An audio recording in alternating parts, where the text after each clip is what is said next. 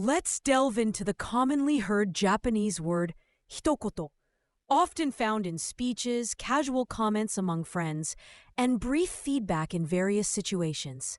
The word 一言, refers to a single word or a short remark. It's used to mention that someone said just one thing, or when giving brief feedback or comments. You might use this to describe a brief message, a single piece of advice, or a short comment someone made about a topic. The first kanji means one or a single thing. It's the basic number kanji and often shows singularity or unity.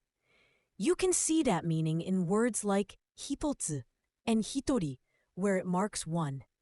The second kanji means to say or a word and is about speech and expression. It appears in vocabulary like kotoba and hatsugen, where it contributes the idea of saying or words. The combination in the given word brings together the sense of a single word or brief remark. I said a word to her. 彼女に一言言いました。彼女に一言言いました。A word, please. 一言お願いします。一言お願いします。